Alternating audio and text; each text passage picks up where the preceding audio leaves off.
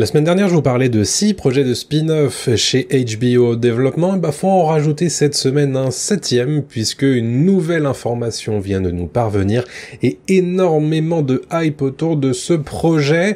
Et oui, il y a désormais un projet en développement sur la conquête d'Aegon Ier. J'ai beaucoup de choses à vous dire dans cette vidéo. Alors c'est parti, bonjour à toutes et à tous, ici Mordred, et aujourd'hui on parle de ce spin-off d'Aegon Targaryen Ier du nom sur sa conquête de Westeros, qui serait en développement en ce moment. C'est une information exclusive qui nous parvient du côté du Hollywood Reporter, et il y a pas mal de choses à en dire, alors c'est parti. Alors que nous dit le Hollywood Reporter? A priori, HBO réchaufferait activement son idée d'adaptation de la conquête d'Aegon en discussion depuis longtemps. Et oui, puisqu'on le rappelle, Variety en parlait déjà au début de l'année dernière, en 2023, il y aurait une idée en discussion autour de l'adaptation de la conquête d'Aegon Ier, mais à ce stade-là, à l'époque, en 2023, ça n'était qu'une discussion, ça n'était pas encore un projet en développement en bonne et due forme. A priori, ça a franchement avancé ces derniers temps, puisque le Hollywood Reporter est capable de nous le confirmer, ou du moins de nous l'annoncer en exclusivité d'après ses sources, et ça, du coup, ça vaut une news forcément, puisque vous avez été nombreux à m'en parler dans les commentaires la semaine dernière de ma vidéo. Vous me disiez, mais attendez, il n'y avait pas un projet de série spin-off sur la conquête d'Aegon, et moi je pouvais pas à ce stade-là vous le confirmer, puisqu'à l'heure où on s'en parlait dans les commentaires, il n'y avait pas encore de confirmation. Là, ça y est, on a un vrai projet en développement a priori. On sait même qui est le scénariste de ce projet en développement, c'est Mattson Tomlin. Alors Mattson Tomlin, vous connaissez sans doute pas son nom, mais il a scénarisé le Project Power avec Jamie Foxx en début des années 2020, il a travaillé aussi sur Le Monstre des Mers, un film d'animation oscarisé, et surtout, je pense que ça vous parlera, il a travaillé sur The Batman de Matt Reeves, et il est en ce moment même en train de co-scénariser The Batman 2, avec Matt Reeves, justement, la suite du Batman de Robert Pattinson. À noter qu'il scénarise aussi une série animée autour de Terminator, et il a même confirmé sur Twitter son engagement autour de ce développement sur la série d'Aegon Targaryen Ier. Donc ça, forcément, ça commence à mettre un petit peu les choses en avant, et ça commence à avancer, bien entendu. Pour rappel, le développement, c'est très long, et ça ne veut pas pour autant dire confirmation. Comme je vous le disais la semaine dernière, regardez cette vidéo si vous l'avez pas encore vue, le feu vert, ça vient à un moment donné dans le développement, mais ça peut aussi ne jamais venir. Il peut y avoir une annulation, une mise de côté du projet, ça prend du temps, comme le dit George R.R. Martin, et George R.R. Martin, justement, à l'heure actuelle, il n'a pas encore confirmé le développement de cette nouvelle série, tout comme HBO.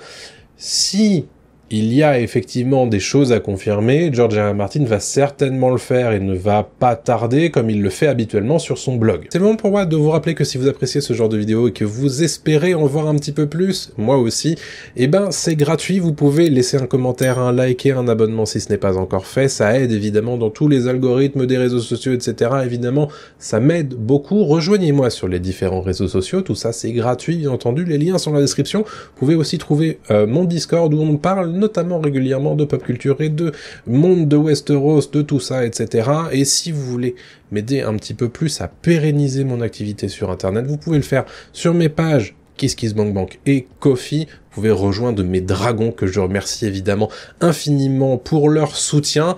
Et puis voilà pour cette petite annonce, on se retrouve tout de suite pour la suite de la vidéo. Bon, maintenant il faut parler d'un truc intéressant, évidemment, c'est la conquête d'Aegon Targaryen. Qu'est-ce que c'est en fait? Alors, je vous encourage évidemment à lire ce joli pavé qui s'appelle Feu et Sang, dont la deuxième moitié est adaptée dans House of the Dragon, mais il se trouve que la conquête d'Aegon Targaryen, c'est la première moitié de ce bouquin, tout simplement. Il y a énormément de choses, c'est assez foisonnant, et pour rappel, c'est pas un roman, c'est vraiment une chronique historique fictionnelle du monde de Westeros, et qui nous explique comment le continent de Westeros a été forgé par la conquête d'Aegon Targaryen, qui lui a donné, on va dire, la forme telle qu'on la connaît dans House of Dragon et dans Game of Thrones.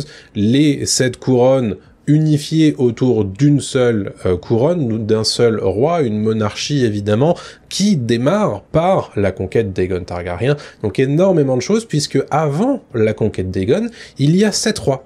Il y a 7 royaumes comme on les connaît dans Game of Thrones, et qui ne sont pas encore unifiés, qui se font la guerre de façon intermittente, qui sont alliés parfois ou pas, et donc forcément, l'arrivée d'Aegon Targaryen, de ses sœurs femmes Visenya et Rhaenys, mais aussi de leurs dragons, change évidemment toute la géopolitique du truc, puisque à Westeros, il n'y a pas de dragons.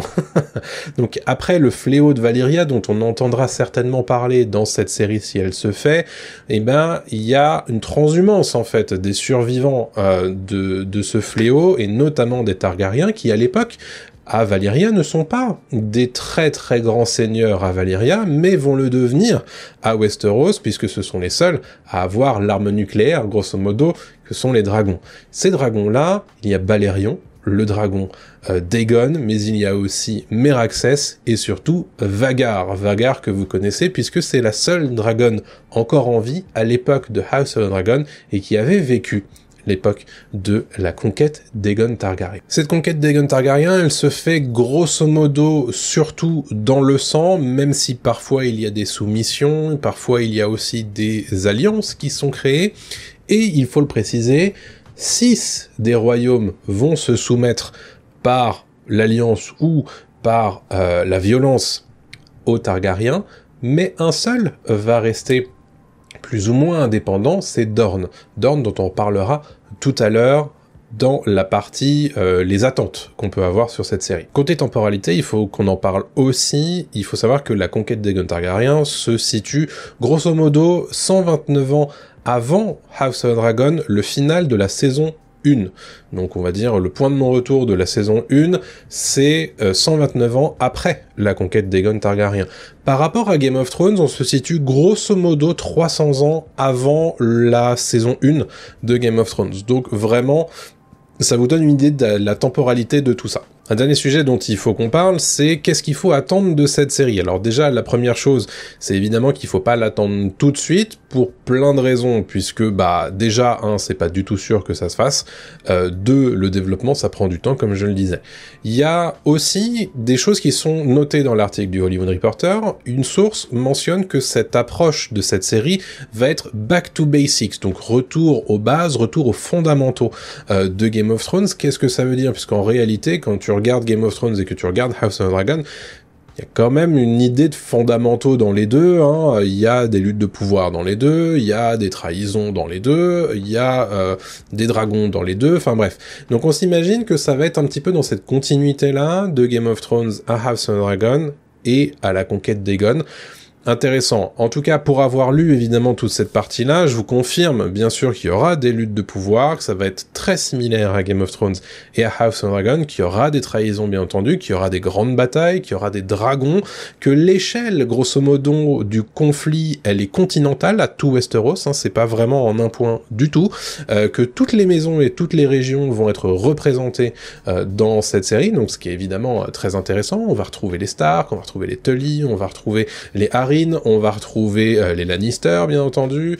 Donc tout ça, évidemment, ça va être passionnant pour les gens qui adorent tout cet univers-là.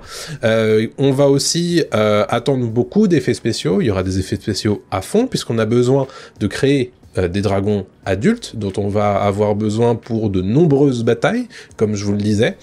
C'est aussi l'occasion de voir beaucoup plus Dorne et les Dorniens, puisqu'on les voyait un petit peu à partir du milieu de la série Game of Thrones, mais ils ont jamais eu une importance vraiment capitale. Là, pour le coup, dans la série d'Aegon et de sa conquête, il y a forcément quelque chose de très intéressant, puisque c'est les Dorniens qui réussissent le plus à résister à Targaryen. Donc forcément, ça va être très intéressant, et donc ça va permettre de développer un petit peu plus le lore autour des Dorniens, donc ça va être très intéressant.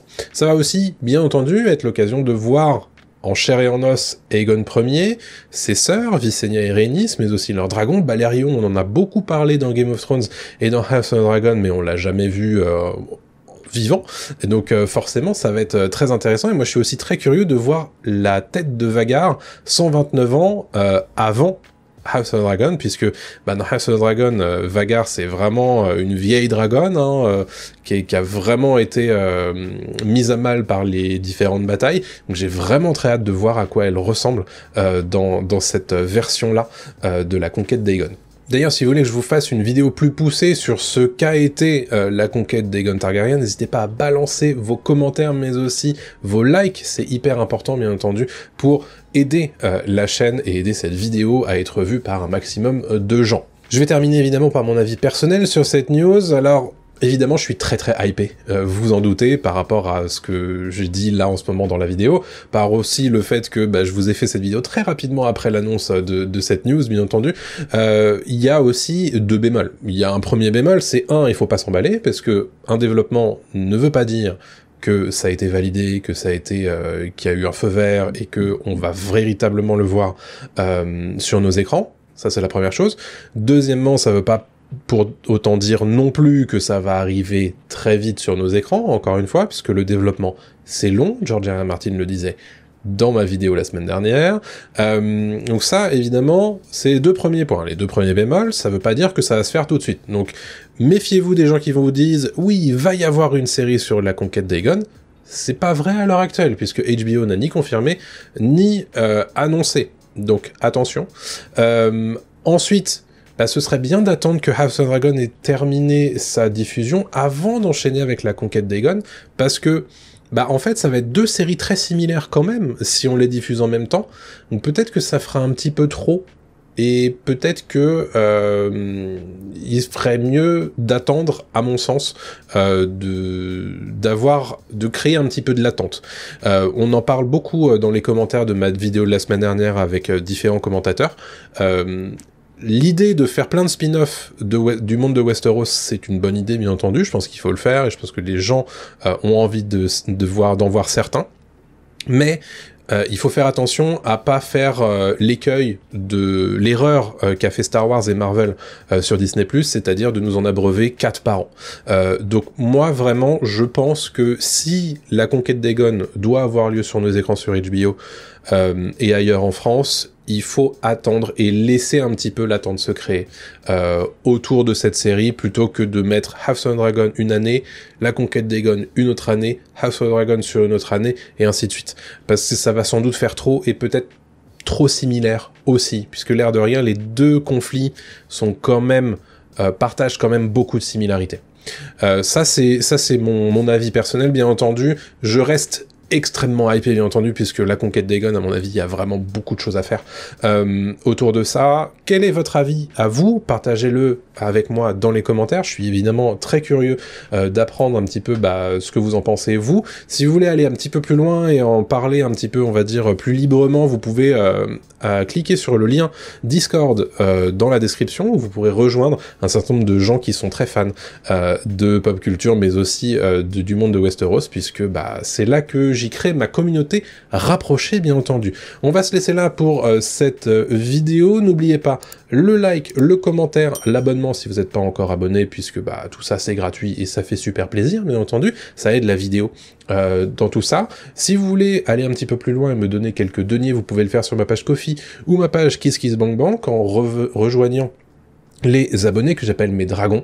À partir de 1 € par mois, vous avez le droit à des contenus exclusifs de ma personne sous forme de podcast, donc n'hésitez pas à y aller, et puis rejoignez-moi sur les différents réseaux sociaux, sur Discord, etc. Ça me fera super plaisir. Je vous donne rendez-vous très prochainement pour une nouvelle vidéo. D'ici là, portez-vous bien. Salut tout le monde.